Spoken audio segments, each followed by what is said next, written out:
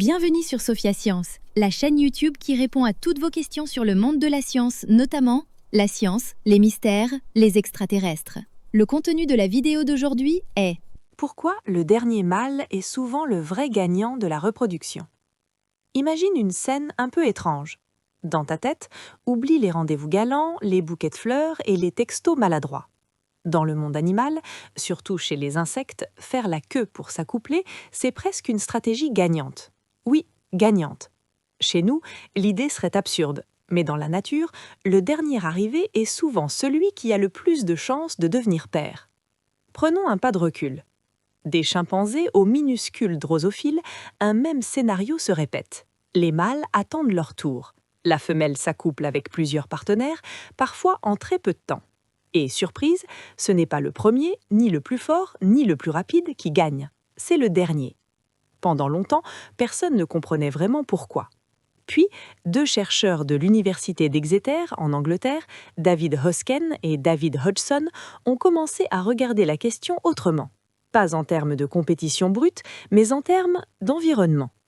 Imagine l'appareil reproducteur féminin comme un terrain extrêmement hostile. Un peu comme traverser un désert brûlant, sans eau, sous une tempête de sable.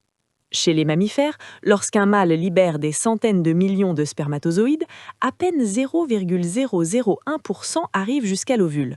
C'est comme envoyer une foule entière à l'autre bout d'un champ de mines et n'en voir arriver que quelques survivants. Pourquoi? Parce que le corps féminin ne facilite pas la tâche.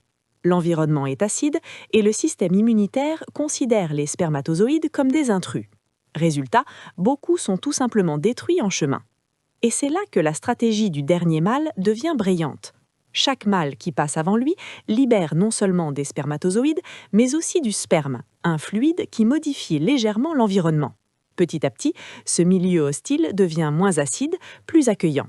Un peu comme si les premiers coureurs d'un marathon devaient ouvrir la voie, enlever les obstacles, tasser le sol, sans jamais atteindre la ligne d'arrivée. Quand le dernier mâle arrive, le chemin est déjà dégagé. Ces spermatozoïdes avancent dans un environnement moins toxique, plus stable, presque confortable.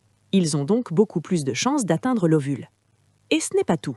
Puisque ces chances de succès sont plus élevées, ce dernier mâle peut se permettre d'en faire moins. Il libère moins de sperme, dépense moins d'énergie et optimise ses ressources. C'est un peu comme arriver à une fête quand tout est déjà installé. La musique tourne, les lumières sont allumées, la table est dressée. Tu profites sans avoir aidé à porter les chaises.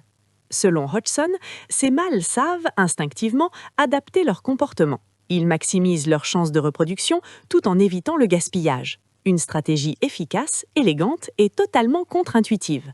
Ce phénomène ne concerne pas seulement les insectes.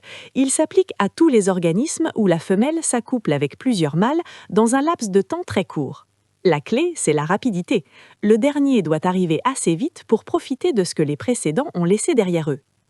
Au final, la nature nous rappelle une chose fascinante. Dans certaines compétitions, attendre son tour n'est pas une faiblesse, mais un avantage décisif.